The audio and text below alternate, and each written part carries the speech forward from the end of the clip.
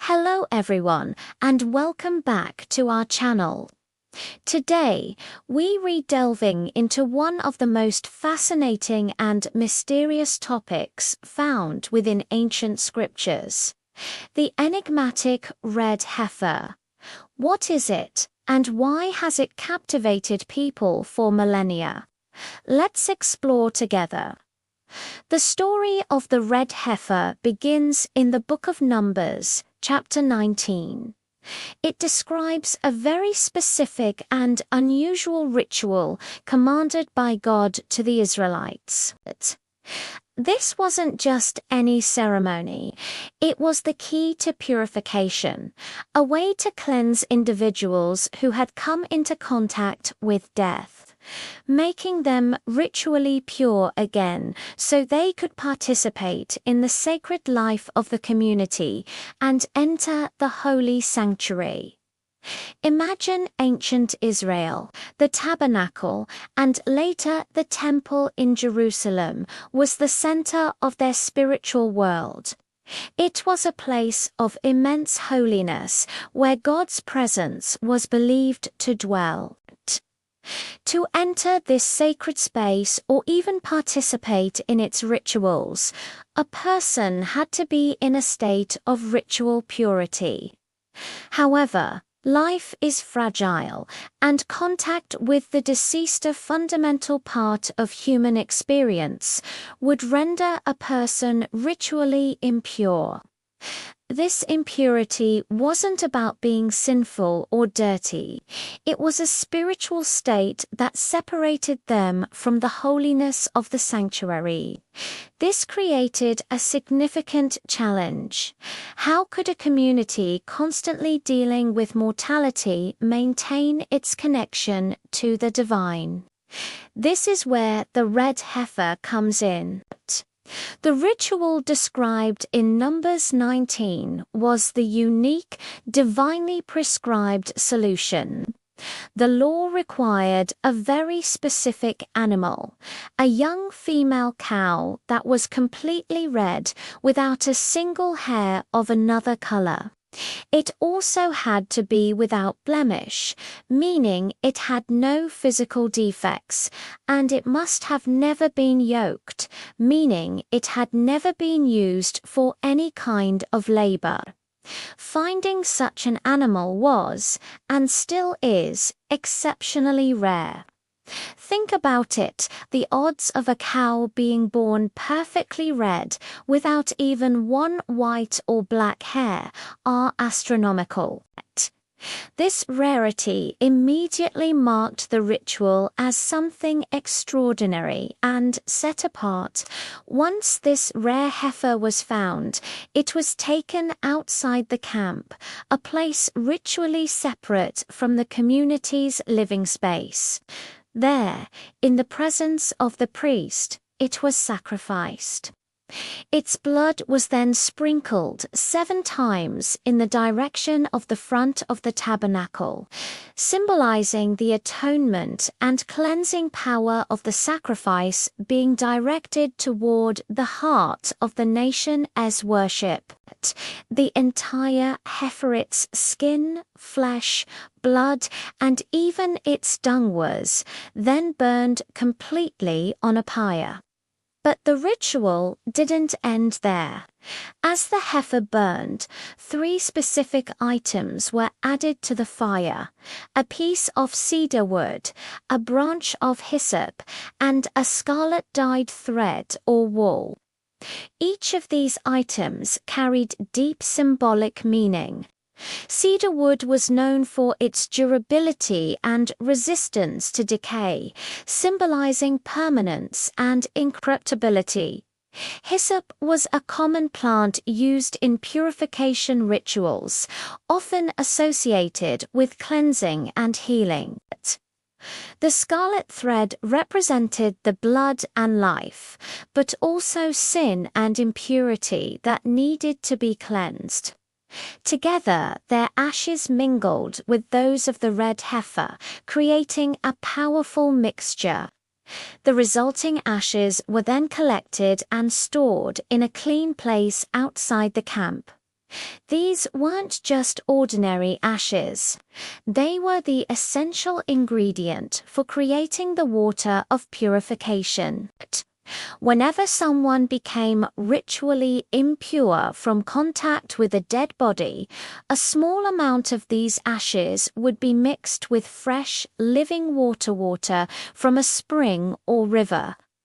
On the third and seventh days after the contact, this water was sprinkled on the person and their belongings using a hyssop branch. After this 7-day process was complete, the person was considered ritually clean again. They could rejoin the community in full and re-enter the sacred spaces. This ritual is profound because it addresses the ultimate human reality, mortality, death. In this ancient worldview represented the antithesis of God's life-giving holiness. The red heifer ritual provided a bridge, a way for people to navigate the reality of death while remaining connected to the source of life. The priest who performed the sacrifice and the person who gathered the ashes actually became temporarily impure themselves. Highlighting the paradoxical nature of the ceremony, purity was achieved through a process that involved impurity. It was a powerful lesson in humility and the mysterious ways of God. For centuries, this ritual was a vital part of the religious life of Israel, especially during the eras of the First and Second Temples in Jerusalem. Historical sources, like the Mishnah, a collection of Jewish oral traditions, state that only 9 red heifers were prepared from the time of Moses until the destruction of the Second Temple in 70 AD. The scarcity of these perfect animals made each ceremony a momentous event for the entire nation. With the destruction of the temple, the sacrificial system, including the red heifer ritual, came to a halt. Without a temple, the primary need for this specific type of purification for temple service ceased. The ashes from the last heifer were eventually used up or lost, and for nearly 2,000 years the ritual has existed only in scripture and memory. However, the story of the red heifer doesn't end in antiquity. In recent times, there has been a resurgence of interest in this ancient commandment, particularly among groups dedicated to the idea of rebuilding a third temple in Jerusalem. For them, the red heifer is not just a historical curiosity, it is a prerequisite. According to their interpretation of Jewish law, a new red heifer must be sacrificed and its ashes used to purify the priests and the temple site before any new temple services can be reinstated. This belief has led to active efforts to find or even breed a qualifying red heifer. Organizations in Israel, often in partnership with Christian groups in places like the United States, have been using modern agricultural science, including genetics and selective breeding, to try and produce a calf that meets the stringent biblical requirements. In recent years, a few calves have been born that seem to be contenders, generating immense excitement and media attention. Each time, experts meticulously examine the animal, checking for any non-red hairs or other disqualifying blemishes. In 2022, 5 red heifers were famously flown from Texas to Israel for this very purpose. This modern-day search adds a fascinating layer to the story. It connects an ancient religious law to contemporary geopolitical geopolitics, science, and eschatology, the study of end times. For many Jews and Christians, the appearance of a qualified red heifer is seen as a major sign, a potential harbinger of prophesied events. It represents a tangible step toward what they see as a biblically foretold future. Of course, this quest is also a source of significant controversy and debate, both within and outside of religious circles. For many, the idea of rebuilding a temple and resuming animal sacrifices is a complex issue.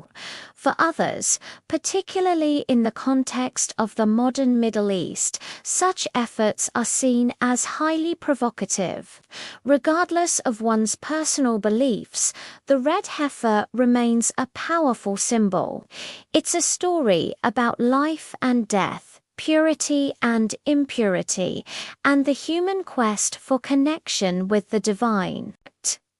It represents a bridge between the physical and the spiritual, the ancient and the modern.